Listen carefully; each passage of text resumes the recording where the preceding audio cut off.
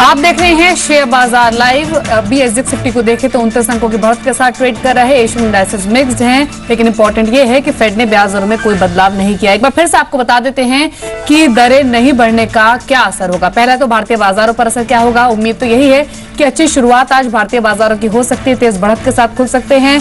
रुपए की ओपनिंग पर भी नजर रहेगी। अनुमान यही है कि डॉलर के मुकाबले रुपए भी मजबूत खुल सकता है। एफआईएस खरीदारी पर भी इसका सीधा असर होगा। आने वाले सेशंस में मजबूत रुपए से इंपोर्ट और करंट अकाउंट डेफिसिट पर भी राहत मिलेगी। साथ ही महंगाई दर भी घटने का अनुमान है। बाजार की भी हमने बात की थी कि अच्छी शुरुआत हो सकती है और साथ ही अब नजर रहेगी आरबीआई पॉलिसी पर और होप्स यही है कि आरबीआई की ओर से रेट कट कमिंग पॉलिसी में आ सकता है। कौन से सेक्टर्स है जो कि तेजी दिखाएंगे, उनमें ऑयल मार्केटिंग कंपनीज हैं, इंटरसेंसिटिव स्पेस है, banks, auto, real estate stocks में खरीदारी देखी जा सकती है, कंज्यूमर ड्यूरेबल स्टॉक्स में मोमेंटम देख सकते हैं और साथ ही साथ विदेशी कर्ज वाली कंपनियों को भी बड़ी राहत मिल सकती है। कुछ स्पेसिफिक पॉकेट्स की बात करें तो रिलायंस कम्युनिकेशन, भारतीय Airtel, Reliance industries, jet Airways, JP group पर भारी विदेशी कर्ज है, तो इन सभी शेयरों में आज एक मोमेंटम दिख सकता है। सभी मेहमान हमारे साथ मौजूद है। हमारे साथ पंकज जैन है, सिमी भौमे के हिमांग जानी और साथ ही साथ हमारे साथ सिद्धार्थ भामरे भी मौजूद है। Siddharth, good morning. एक बड़ा इवेंट ओवर हो चुका है और उसके बाद अब फोकस रहेगा कि शुरुआत कैसी होती है और उस शुरुआत में आने वाले सेशंस में एफआईएस की ओर से कैसा पार्टिसिपेशन आता है। लेकिन अब तक के डेरिवेटिव डाटा को स्टडी करें, टेक्निकल्स को स्टडी करें, तो सेंस क्या मिल रहा है आपको? क्या स्ट्रैटेजी निफ्टी पर होनी चाहिए? Good morning. हम ज़्यादा ऑप्टिमिस्टिक नहीं है मार्केट पे और हालांकि ये जो कट नहीं आया है इसके चलते हुए काफ़ी लोगों में उत्सुकता है कि आरबीआई जल्दी इंटरेस्ट रेट घटाएगा, लेकिन इसका बहुत ज़्यादा ऑप्टिमिस्टिक इम्पैक्ट मुझे नहीं लगता कि मार्केट पे आएगा। 8050 8100 एक स्ट्रॉन्ग रेसिस्टेंस है उसके ऊपर हम मार्केट को जाते हुए नहीं देख रहे। अगर आप एफआईएस की डेटा देखें तो उसमें काफ़ी सारी बिकवाली चालू एफआईएस की, खास करके कैश मार्केट सेगमेंट में, और उसका नेगेटिव इम्पैक्ट मार्केट पे आ रहा है। ये जो आज एसजीएक्स निफ्टी ऊपर दिख रहा है ये फेड के डिसीजन की वजह से नहीं है। रन अप टू फेड कल हमारे मार्केट्स बंद थे तभी एसजीएक्स निफ्टी ऊपर था और उसके बाद एसजीएक्स निफ्टी में हमने कोई भी बढ़ोतरी नहीं देखी है। तो मुझे लगता है कि ये रेजिस्टेंस जो मैं कह रहा हूँ अराउंड 8050 के आसपास ये बरकरार रहेगा और ये सेल ऑन राइज मार्केट है और हम नेगेटिव ही है फिलहाल इस मार्केट पर। Alright, so according to Siddharth ये सेल ऑन राइज मार्केट है और शायद बहुत ज्यादा स्टीम हो सकता है मार्केट में ना भी हो। Hemang, would you want to counter that? मैं ऐसा समझता हूं कि अभी थोड़ा सा एक अनसर्टेनिटी का माहौल है, क्योंकि फेड ने अगर रेट नहीं बढ़ाया है तो वो अभी कभी बढ़ा सकते हैं और कितना बढ़ा सकते हैं उसका एक अनसर्टेनिटी है। और उसके अलावा भी हम देखें तो चाइनीज मार्केट्स के अंदर भी अगर हम डेटा अगर देखते हैं तो काफी मिक्स इंडिकेशंस हैं, तो कोई बहुत ज्यादा क्लैरिटी नहीं है। तो मैं ये समझता हूं कि अभी हमें जो एक मिल रहा है वो एक रिलीफ रैली है, तो इसके अंदर एक छोटा सा अपमूव टेक्निकल अपसाइड देखने को मिल सकता है 2-3-4% का। बट जब तक हमारे यहाँ पे कॉर्पोरेट अर्निंग्स के अंदर एक अच्छा सा ग्रोथ और विजिबिलिटी नहीं दिखाई देता है तब तक मैं भी समझता हूँ कि एक बड़ा अपसाइड का केस तो नहीं है मार्केट में। जी सिमी, इंटरसेंसिटिव स्पेस में आज एक्शन देखा जा सकता है। इस बात को ध्यान में रखते हुए एक ट्रेड बैंक से और एक ट्रेड ऑटो स्पेस से कौन सा रेकमेंड करेंगे आप? देखिए दीपाली, अगर ऑटो स्पेस में कोई स्टॉक मुझे आज ही रिकमेंड करना है तो हीरो मोटो होगा। लास्ट ट्रेडिंग सेशन में अच्छा रिकवरी नीचे से देखा गया था और ये मेरा आज का रडार में है। मुझे लगता है कि हीरो मोटो में एक अच्छा मोमेंटम बरकरार रह सकता है। इनफैक्ट जो पोटेंशियल इसमें है 2400 तक का भी रैली, 2410 तक का भी रैली देखने को मिल सकता है इस स्टॉक में। और बैंकिंग में अगर कोई स्टॉक देखना है तो मैं इंडसइंड बैंक को वॉच करने के लिए कहूँगी, क्योंकि इसमें भी अच्छा रिकवरी उस ट्रेडिंग सेशन में आया था और लग रहा है कि ये स्टॉक अगर जैसे 899 के आसपास बंद किया है, डे हाई के आसपास बंद नहीं किया था, इनफैक्ट डे हाई से काफी नीचे आगे बंद किया था, पर 880 का सपोर्ट काफी क्रूशियल सपोर्ट होगा। अगर वो सपोर्ट होल्ड करता है तो इसमें एक अच्छा मोमेंटम देखने को मिल सकता है। 925 से 935 का टारगेट भी देखने को मिल सकता है। इनफैक्ट शॉर्ट टर्म के लिए भी पोजीशन होल्ड किया जा सकता है। बिल्कुल सिद्धार्थ, आपने एक बात काफी सही कही कि ये सेल ऑन राइज मार्केट है और इंडियन मार्केट्स क्योंकि एक दिन की छुट्टी थी तो उस ट्रिगर को भी फैक्टर इन कर रहे हैं। अब since like you suggested it's a sell on rise market, आपको स्ट्रक्चरली सबसे ज्यादा वीकनेस किन पॉकेट्स में या फिर किन स्टॉक्स में दिख रही है इस समय सिद्धार्थ? प्राइवेट सेक्टर बैंक्स में मैं बिल्कुल बुलिश नहीं हूँ और मुझे लगता है कि यहाँ पे बिकवाली कंटिन्यू रहेगी। ये जो एक्सपेक्टेशंस है कि अब आरबीआई जल्दी से रेट घटाएगी, आई थिंक ये भी थोड़ा ज़्यादा ऑप्टिमिस्टिक थिंकिंग है। मैं कुछ लोगों से इंटरेक्ट करता हूँ एपीएमसी में, and they are saying that the vegetable prices are going to go up by 2 to 3 times इन नेक्स्ट 1 or 2 months। तो मुझे नहीं लगता कि ये रेट कट जो 100 बेसिस पॉइंट 50 बेसिस पॉइंट की बातें चल रही है ये कुछ जल्दी से होने वाला है। ICICI bank, axis bank, Kotak Mahindra bank, yes bank, इसमें हो सकता है कि ये रेट कट की बातें की वजह से थोड़ा उछाल आए, लेकिन ये स्पेस पे मैं काफी नेगेटिव रहूंगा। दूसरा एक मेजर स्टॉक है जिसका वेटेज भी अच्छा है इंडेक्स में, एल&टी। इसमें हम लास्ट 3 दिन से देख रहे हैं कि तगड़ी शॉर्टिंग हो रही है और एक फ्लैटिश या पॉजिटिव बायस वाले मार्केट में भी ये स्टॉक अंडर परफॉर्म कर रहा है। तो ऑन इमीडिएट बेसिस ये हैवी वेट स्टॉक्स में मैं नेगेटिव रहूंगा। एक सलाह ये रहेगी निवेशकों को कि अगर आप शॉर्टिंग करने की चेष्टा कर रहे हैं तो don't get into mid caps shorting, stick to large caps और better than that is stick to index. जी हेमांग, ऑटो स्टॉक्स पर आपकी अप्रोच क्या रहेगी? क्या आप लीडर्स के साथ ही जाने की सलाह देंगे जैसे मारुति सुजुकी जिन्होंने अच्छा प्राइस अप्रिसिएशन, अच्छे रिटर्न्स भी इन्वेस्टर्स को डिलीवर किए हैं, सेल्स फिगर्स भी इंप्रूव हो रही हैं। हाल ही में सुजुकी की ओर से इंटरेक्शन में तो उन्होंने कहा भी कि अगले 5 सालों में 15 नए मॉडल्स वो लॉन्च करेंगे, या फिर अशोक लेलैंड जैसे स्टॉक्स को चेस करना चाहिए जहां पर सिचुएशन लगातार इंप्रूव हो रही है। अभी मारुति सुजुकी और अशोक लेलैंड इन स्टॉक्स पर आपकी अप्रोच क्या है? क्लियरली मारुति ऑटो स्टॉक के अंदर एक ऐसा स्टॉक है जहां पे काफी एक अच्छी विजिबिलिटी हमें देखने को मिल रही है, एक मार्जिन इंप्रूवमेंट का भी केस है, प्लस उसका जो वेटेज है वो कुछ इंडाइसिस में बढ़ने वाला है। तो ये सब चीजों को ध्यान में रखते हुए ये एक ऐसा स्टॉक है जहां पे काफी ज्यादा कंफर्ट है। तो definitely from a short term trading perspective, also from a longer term investment perspective काफी इंटरेस्टिंग लग रहा है। हमने अभी रिवाइज किया है हमारा प्राइस टारगेट एट अबाउट 4700। और अशोक लेलैंड की अगर बात करें तो उसमें भी ग्रोथ मोमेंटम जो है वो काफी अच्छा दिख रहा है, 30-35%। और हम समझते हैं कि उसमें जो ऑपरेटिंग लेवरेज का जो प्ले है वो भी देखने को मिलेगा, क्योंकि थोड़ा कमोडिटी प्राइसेस में हमने कूल ऑफ होता हुआ दिखा है, plus they are entering new segments. तो ये दोनों स्टॉक्स ऑटो सेक्टर के अंदर हमें काफी अच्छे लग रहे हैं, इसमें एक अच्छा अपसाइड का केस बन रहा है। बिल्कुल सिद्धार्थ, जैसे आपने कहा कि ये जो प्राइवेट बैंक्स है they might lead, and it's a very interesting point जो आपने रेज किया कि अगर सब्जियों के दाम इतने बढ़ने वाले हैं या फिर फूड ग्रेन्स के दाम इतने बढ़ने वाले, पल्सेस के हमने ऑलरेडी देखे हैं बढ़े हुए दाम, तो शायद ये जो एक ऑप्टिमिस्टिक व्यू है कि 100 बेसिस पॉइंट तक कट हो सकता है वो इफेक्टिवली ना भी हो सकता है कि इमीडिएटली आरबीआई के पास एक रूम क्रिएट हो रेट कट के लिए, मे बी 25 बेसिस पॉइंट का। तो अपार्ट फ्रॉम प्राइवेट बैंक्स और कौन कौन से स्टॉक्स है जहां पर आप वीकनेस देख रहे हैं? बिकॉज इफेक्टिवली अगर ये होता है then auto will suffer, real estate तो वैसे ही सफर कर ही रहा है विदाउट मच कन्विक्शन। इन दोनों पर आपकी राय क्या है? ऑटो स्पेस यस, मैं नहीं करूंगा कि 4 व्हीलर स्पेस खास करके उसमें काफी नेगेटिविटी आ सकती है। 2 व्हीलर्स के नंबर्स कुछ खास नहीं आ रहे हैं, तो मेरे ख्याल से अब इस तरह से एनालिसिस देखते हैं तो base effect would start coming into play, तो इतना नेगेटिव इम्पैक्ट नहीं दिखेगा। लेकिन रियल एस्टेट पे मैं सेम व्यू नहीं रख रहा हूँ। एक स्टैटिस्टिकल एनालिसिस अगर आप करोगे तो रियल एस्टेट के प्राइजेस, प्रॉपर्टी प्राइजेस और रियल एस्टेट स्टॉक्स का एक इनवर्स कोरिलेशन बनता हुआ दिखा है। तो जब real estate prices have gone up, real estate stocks have not done well, and when real estate prices have been mild और नेगेटिव, तब हमने देखा है कि ये स्टॉक्स में बॉटम्स बने हैं।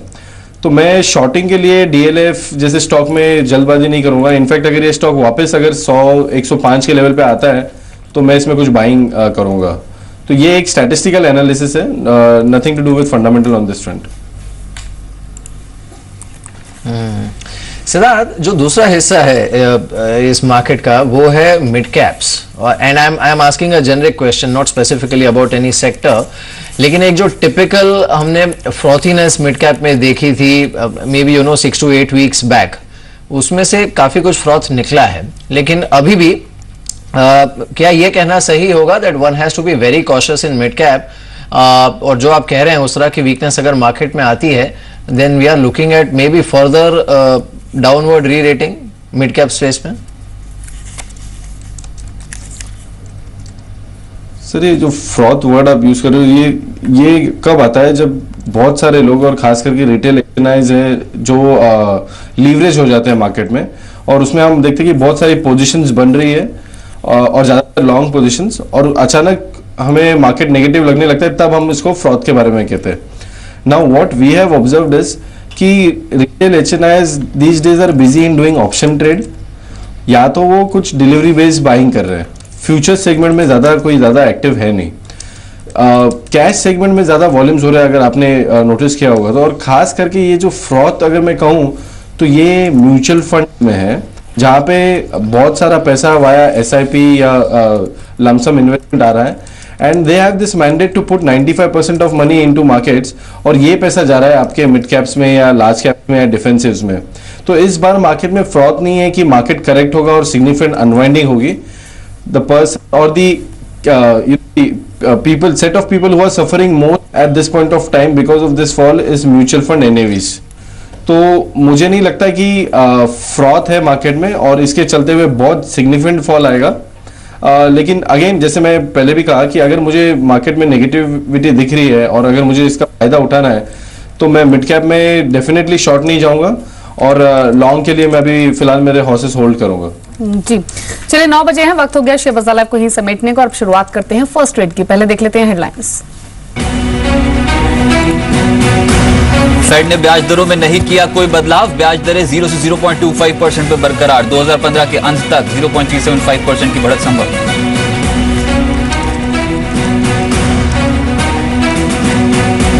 फेड के ब्याज दरें नहीं बढ़ाने को बाजारों ने बचाया, अमेरिकी बाजार मिले जुले हुए बंद. जानकारों के मुताबिक फेड के फैसले के बाद भारतीय बाजारों में हो सकती है बेहतर शुरुआत.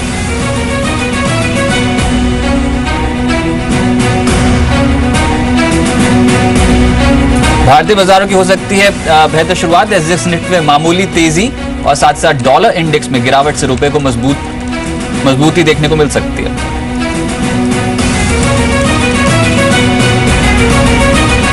शुरुआती तेजी के बाद सुस्त पड़ी सोने चांदी की चाल. विदेशी बाजार में सोने का भाव $1,130 के करीब, चांदी $15 के करीब. कच्चे तेल में उतार चढ़ाव.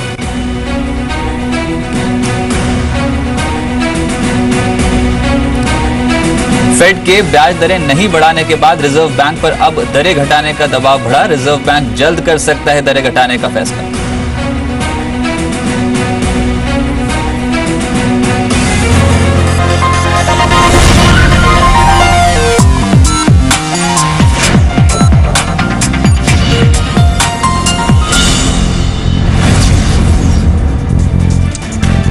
तो अब फर्स्ट ट्रेड में आपका स्वागत है मुंबई स्टूडियो से. मैं हूं मिहिर भट्ट, मेरे साथ मेरे सहयोगी रजत जुड़े हैं दिल्ली स्टूडियो से, और साथ ही हमारे साथ मेरे कुछ और सहयोगी भी जुड़े हैं. संदीप मेरे साथ जुड़े हैं, साथ ही सुमित मेरे साथ मौजूद हैं जो ये बताएंगे कि ब्रोकरेजेस का व्यू फेड की मिनट्स पर क्या है. हमारे साथ राधिका राव जुड़ेंगी ये बताने के लिए कि रुपये पर आपकी स्ट्रैटेजी क्या होनी चाहिए, और साथ ही हमारे साथ सिद्धार्थ भामरे बने हुए हैं, हिमांग जानी हमारे साथ मौजूद हैं, पंकज जैन और सिमी भौमिक मेरे साथ बनी हुई है. लेकिन सबसे पहले इस समय जो इंडिकेटिव टिक्स आ रहे हैं, रजत वो बताइए क्या इंडिकेट कर रहे हैं. बिल्कुल 200 अंकों की बढ़त यहां पर निफ्टी पे. इंडिकेटिव एक्शन बहुत स्ट्रांग है. अब देखते हैं कि यहां पर क्या यहां पर टिक पाएंगे कि नहीं, लेकिन फिर भी यहां पर जो चाल बनी है वो 147-150 अंकों की यहां पर एक गैप अप की तैयारी. अब देखते हैं यहां पर कूल ऑफ जरूर होगा. ये पर्टिकुलर इतनी ज्यादा तेजी की उम्मीद नहीं की जा सकती. सेंसेक्स 92 अंकों की यहां पर तेजी शो कर रहा है, लेकिन स्टॉक स्पेसिफिक मारुति तेजी के साथ. रिलायंस इंडस्ट्रीज में इंडिकेटिव एक्शन बहुत स्ट्रांग है, लगभग 0.2% ऊपर. केन इंडिया फ्लैट, लेकिन टाटा मोटर्स ₹20 थोड़ा सा दबाव फेस करता हुआ. और रुपए की जो ओपनिंग है वो देखिए आप, 30 पैसे की मजबूत ओपनिंग देखने को मिली है, और ये कहीं ना कहीं एक ट्रिगर प्रोवाइड कर देगा. 66.46 के मुकाबले 66.15 के लेवल पे भारतीय रुपए की ओपनिंग हुई है. तो कहीं ना कहीं एक तो इंडिकेटिव एक्शन स्ट्रांग है, ऊपर से रुपए की मजबूत ओपनिंग देखने को मिली. जी हाँ बिल्कुल, रुपए की मजबूत ओपनिंग देखने को मिली है, और 31 पैसे मजबूत रुपया इस समय ट्रेड कर रहा है. 66.15 का लेवल यहां पर देखने को मिल रहा है. हमारे साथ बातचीत करने के लिए राधिका राव मौजूद हैं, और उनसे हम ये जानेंगे कि अब ट्रेजेक्टरी क्या एक्सपेक्ट करनी चाहिए। कुछ ही देर में हमारे साथ जुड़ेंगे, लेकिन 66.15 इस समय हमारे साथ 66.15 का लेवल इस समय हमारे साथ कुछ ही देर में रुपये एक्सपर्ट भी जुड़ेंगे, लेकिन 66.15 का लेवल इस समय देखने को मिल रहा है। और देखते हैं आज की स्ट्रेटेजी क्या रहती है, लेकिन डेफिनेटली उम्मीद बनी हुई है। शमिक बोस हमारे साथ जुड़े, उनसे बात करते हैं। Mister Bose, morning to you, शुक्रिया हमारे साथ इस बातचीत में शामिल होने के लिए। 66.15 आज की ओपनिंग हुई है रुपए की, एंड क्लियरली अब करेंसी मार्केट्स में रेडार पर 66 का लेवल है। आपकी स्ट्रैटेजी क्या होगी? मॉर्निंग, मेरे ख्याल में that most of the people वे factoring in that federal reserve interest rates बढ़ाएंगे नहीं। So my suggestion now is that what it was yesterday और डे बिफोर, अगर ये मार्केट 66-70 का ऊपर क्लोज किया then it I think it should go toward 68, लेकिन इस जगह पे थोड़ा मारपीट होगा between bulls and bears, between RBI and the dollar buyers. Shamik ji, क्या कुछ पोजीशंस ऐसी नहीं बनी है पिछले कुछ दिनों में इन एंटिसिपेशन की फेड कुछ ब्याज दरों में बढ़ोतरी करेगा, तो क्या डॉलर बाइंग एग्रेसिव तरीके से होती नहीं देखी आप? और अगर वो अब रिलीव होती है तो क्या रुपए को सहारा नहीं मिल जाएगा और मजबूती देखने को नहीं मिलेगी क्या? I think so, because you see, the Fed hasn't raised rates for 9 years. They will have to raise rates today or tomorrow. Most people are assuming 25 basis points raise in December, but it can be 50 basis points by December, and the Fed could do it in between also. And they've tried to telegraph to the market what they're going to do, but the fact remains is that broadly the US dollar will remain strong because of worldwide turmoil, a safe haven concept.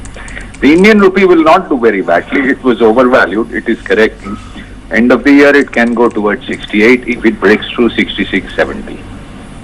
Sir, एक छोटा सवाल आपसे होगा कि अगर RBI cut की possibility कितनी ज्यादा आप देखते हैं और उसका इम्पैक्ट, पोटेंशियल इम्पैक्ट क्या करेंसी मार्केट भी फैक्टर करने की कोशिश करेगी?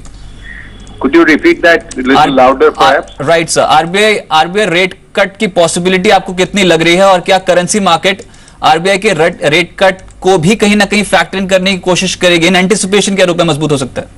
You are very correct. The markets look at interest rate differentials and capital appreciation. जितना दिन India was a very strong growth story or emerging market was a very strong growth story, people would bring in money because of that. So if RBI cuts rate, the rupee can become weaker because foreign buyers of debt may be annoyed. But at the same time, you have to remember that if the interest rate goes down, the bond market goes up. The relationship is inverse, so that can also come into play. चलिए, बहुत शुक्रिया sir आपका मेरे साथ जुड़ने के लिए और बिल्कुल पे अपना आउटलुक देने के लिए सर, बहुत शुक्रिया। लेकिन बहुत मजबूती आज देखने को मिल रही है। सिद्धार्थ जी, आप ही के पास में आता और आपसे बात हो रही थी। सबसे पहले तो निफ्टी की ओपनिंग पे मैं कमेंट करना चाहूंगा सर, क्योंकि पिछले कुछ दिनों में जो डेरिवेटिव पोजीशन मैं देख पा रहा हूं उसमें कैश में तो बिकवाली है, इतनी एग्रेसिव कुछ खरीदारी ऑप्शंस या फिर इंडेक्स फ्रंट पे भी निकल के नहीं आ रही है। मौजूदा सिस्टम में जो बिल्डअप है वो सिर्फ शॉर्ट स्क्वीजिंग की वजह से है, तो ये तेजी कितनी टिकाऊ दिखती है आपको?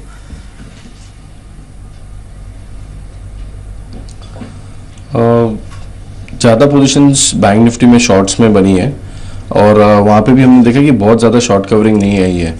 अगेन मोमेंट मार्केट ऊपर जाता है, we all have only one common reason to say कि शॉर्ट कवरिंग हुई है, लेकिन डेटा में इतना ज़्यादा शॉर्ट कवरिंग नहीं हुआ है।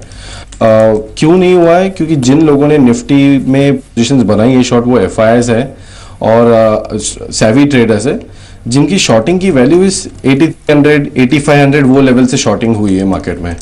तो ये मार्केट अगर 7600 का अगर 7800 या 7900 चला जाता है तो उसमें शॉर्ट कवरिंग नहीं होगी, और आज भी मुझे नहीं लगता कि मार्केट में कोई शॉर्ट कवरिंग होगी।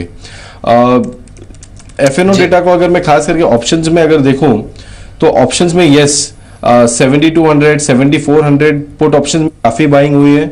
कुछ लोगों ने लॉन्ग स्ट्रैडल्स बनाए थे इवेंट को सोच के कि बहुत ज्यादा वॉलेटिलिटी आएगी, तो वहां पे हम देख सकते हैं कि थोड़ा अनवाइंडिंग हो सकती है ऑप्शन की। आईवीज जो 27-28 के आसपास चल रही थी वो शायद क्रैश होके बहुत ज्यादा एक्सपेक्ट ना करे कि आईवीज 18 या 17 चले जाएगी। I think IVs will still remain at 22-23 odd levels, और उसका मेरा एक विशेष कारण यह है कि ये जो फॉल आया मार्केट में, ये फेड की मीटिंग होने वाली उसके वजह से नहीं आया था, चाइनीज मार्केट में जो स्लो डाउन था उसके वजह से आया था। And I think that concern is still looming large on us. तो मुझे नहीं लगता है कि ये इवेंट हमारे पीछे चला गया है और अब यहां से तेजी चालू हो जाएगी मार्केट में, ऐसे व्यूज नहीं बनाना चाहिए। बिल्कुल। सिद्धार्थ, one last question to you. आपने एक बड़ी इंटरेस्टिंग चीज शुरू में कही थी, यू स्पोक अबाउट L&T कि यहाँ पे नए नए शॉर्ट्स क्रिएट होते जा रहे हैं। अब इंडेक्स में apart from private banking space इस तरह के और कौन से हैवी वेट स्टॉक्स हैं जिसे लेकर आप कंसर्न हैं या फिर जहां पर वीकनेस इंडिकेट हो रही है? फर्स्ट थिंग मैं ये बताना चाहूंगा यहाँ पे वीकनेस नहीं है and rest of space is weak. तो आईटी स्पेस मुझे वीकनेस नहीं दिख रहा है वहां पे। और जिस तरह से अभी रुझान, तो उनको क्लियरली समझा होगा कि ये इन्फ्लेशन की वजह से फेड ने रेट हाइक नहीं किया है, अदरवाइज ग्रोथ के इश्यूज है ही नहीं यूएस में at this point of time. तो आईटी स्पेस मुझे लगता है ठीक करेगा, डिस्पाइट लोग कहेंगे कि अभी करेंसी एप्रिसिएशन हो रहा है तो आईटी के लिए अच्छा नहीं है, but that's very minuscule part of it. Pharma में काफी सारे, जैसे मैंने बीच में कहा कि म्यूचुअल फंड्स को कंपल्शन है इन्वेस्टमेंट का, तो फार्मा स्पेस में वो आता जाएगा। और कुछ पीएसयू स्पेस है जैसे एनटीपीसी वगैरह हो गई, इसमें हम ज्यादा बिकवाली शायद नहीं देखेंगे। Otherwise most of the space in market is looking weak. So ये स्पेस को छोड़ के I think most of the other space में अगर आपको शॉर्टिंग करनी है या तो लॉन्ग अगर आप इन्वेस्टर हो और खरीदने का सोच रहे हैं, तो मुझे लगता है कि there is no harm in waiting. Right Siddharth ji, बहुत शुक्रिया आपका हमारे साथ जुड़ने के लिए, बाजार पे बात करने के लिए, अप्रोच क्या हो सकती है उसको बताने के लिए बहुत शुक्रिया। लेकिन मेरे अलग अलग सहयोगी मेरे साथ जुड़े